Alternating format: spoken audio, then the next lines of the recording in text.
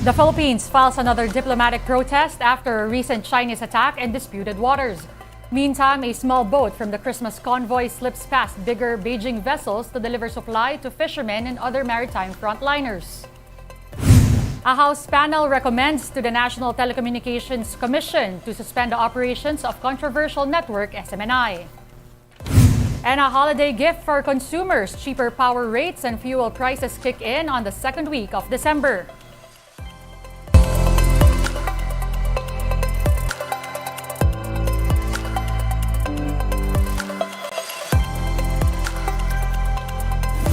Fast, focused, and fearless, here's a roundup of stories we're watching now. I'm Denise Tan.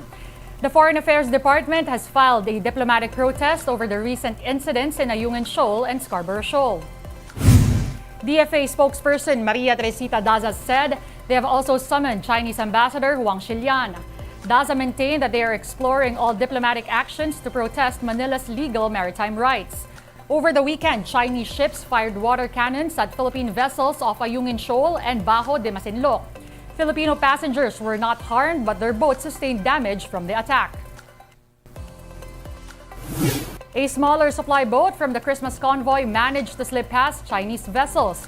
This means donations and other essentials were able to reach military frontliners and fishermen in one target destination. Atin Ito's boat reached Lawak Island at 5 in the morning today. The supplies were loaded in ML Choi, a ship that can navigate through more shallow waters. The main ship of the Christmas convoy, MV Capitan Felix Oka, was forced to turn back shortly after setting sail on December 10. In their way were Chinese vessels, including one Navy and one Coast Guard ship, constantly shadowing foreign boats. MV Oka is carrying more provisions and almost all volunteers for the mission. It is now docked in El Nido, Palawan. And One News anchors Ed Lingao and Gretchen Ho are back in Palawan aboard the Christmas Convoy mothership. Let's talk to Gretchen now. Gretch, anong oras nga ba kayo nakabalik sa Palawan at kamusta yung experience nyo between December 9 and now at ano nga ba talaga yung nangyari? Denise, good afternoon to you from El Nido. MV Capitan Felix Oka is now on its way back to Manila. We got here at around 4 p.m. this afternoon. There were some challenges ferrying passengers from the huge mothership back to San Fernando Port because if you remember, the boat that we rode, the MV Chawi, was the one in charge of dropping off donations to Lawak Island. So we had to ride the small boats to get back home here in El Nido.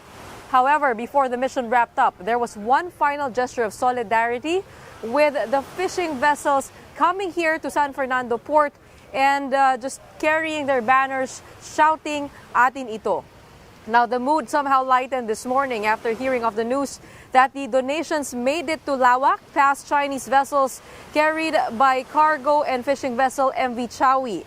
Now, it's still mission accomplished as the Christmas convoy was meant to spread the Christmas cheer to our Filipino soldiers and fisherfolk in the Kalayaan group of islands. However, many still wanted to push through yesterday, even after the captain of MV Capitan Felix Oka decided to head home at around 4:45 p.m. yesterday. Citing dangerous maneuvers by the Chinese ships, De La Cruz says the Chinese Coast Guard did not just encircle, but even headed towards a course that would have led to a head-on encounter.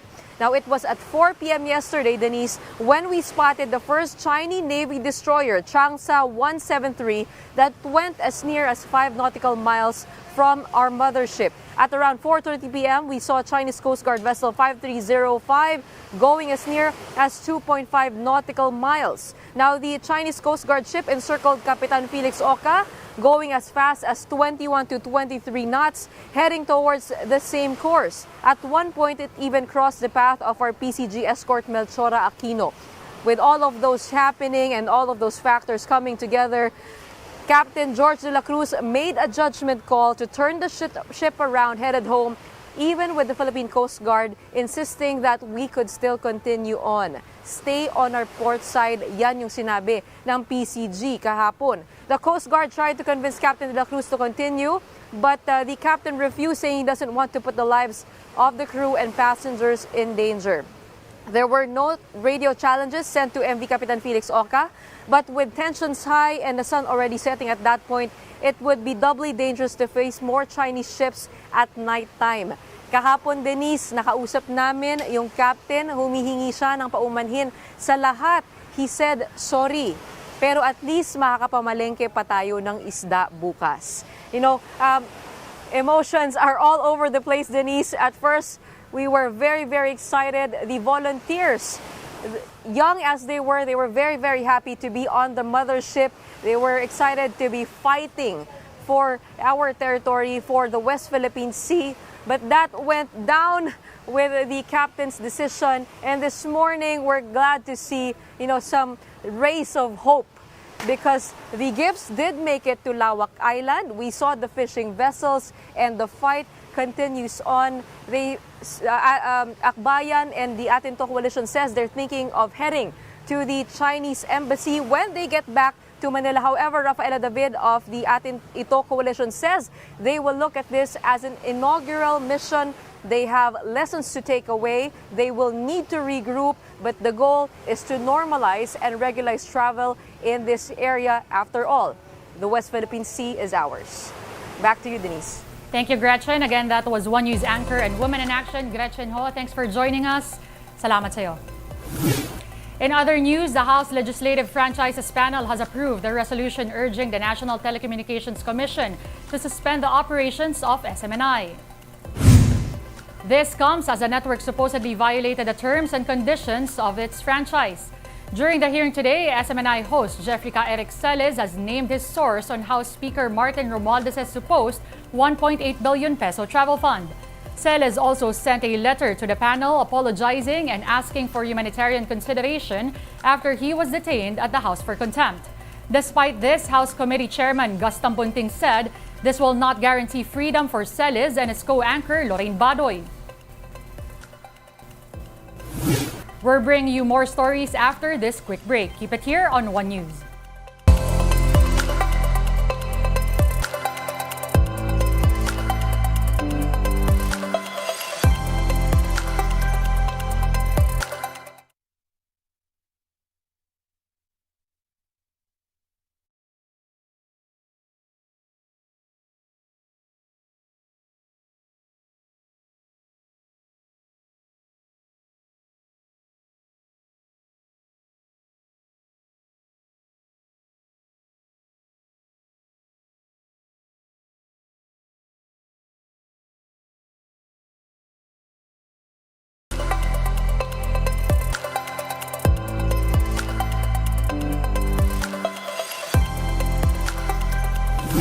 Thanks for staying with us here on One News Now. I'm Denise Tan.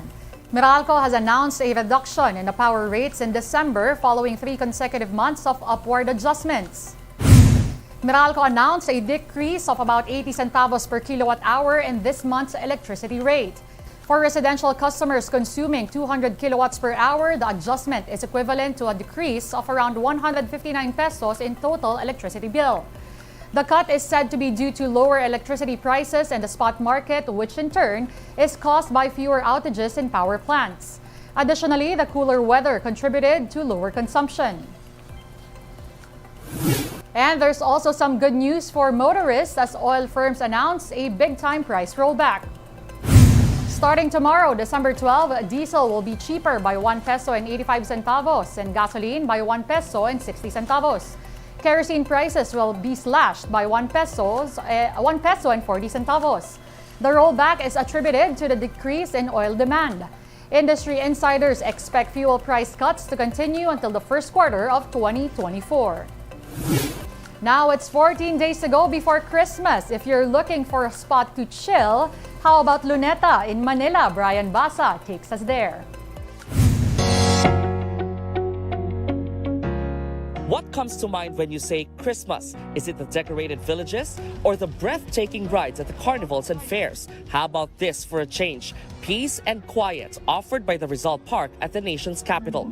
People can take a break from the hustle and bustle and just walk and take in the calm atmosphere. You may also take IG-worthy photos or just sit down on a picnic and lie on the grass. I think for us it's great to see the culture, all the families and kids. It gives us some racing vibes and cool vibes, and yeah, really find it pleasant. So.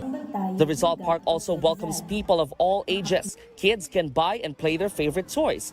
Food stalls are also ready to satisfy hungry visitors. Sunday banding, ganun. Namasyal kasi kami sa Ocean Park and then diretso kami dito. Masaya siya dito kasi nakakalaro-laro tas takbo ng takbo tong bulinggit. Even music lovers have a treat waiting for them. Introducing Concert at the Park. Last weekend's offering is the golden anniversary concert of Banda Kawayan Pilipinas. Nothing says Pinoy pride like an 86-strong bamboo orchestra. Buhay pa rin po yung kulturang Pinoy, talentong Pinoy, at yung mga musikang Pilipino. Sumasabay siya sa panahon. Kung hindi namin nalilimutan ang dating musika at hindi rin namin pwedeng hindi sabayan yung mga makabago. Even I got to try one of their instruments called angklung, but after a few shakes, I had to concede to this young duo. Mirza and Chloe are already performing at ages 12 and 10. Nakita ko po sa tita ko dahil nakikita ko po siya tumutugtog po sa ibang bansa at nakakatuwa rin pong tumugtog. Nakita ko po yung ate ko na sa video po na nagtutugtog po sila. Gusto ko rin po matuto gaya po ng sa kanya na tinuturuan po siya ng mga ate. But wait, there's a familiar face on stage. That's News 5 correspondent Marian Enriquez, a returning alumna at Banda Kawayan. Alam mo, totoo pala talaga, yung muscle memory is real. Kasi diba, since like more than 10 years na ako last nag-perform on stage, yung joy of performing nakakamiss talaga. Apart from these sights and sounds, how could Resol Park forget the color, courtesy of the nightly dancing fountain light shows? Park goers can enjoy all of this for free. The Resol Park is open daily from 5 a.m. to 10 p.m. For News 5, I'm Brian Basa, and we are One News. One News Now will be back tomorrow at 7:30 a.m. I'm Denise Stan. We are One News, all sides, all the time.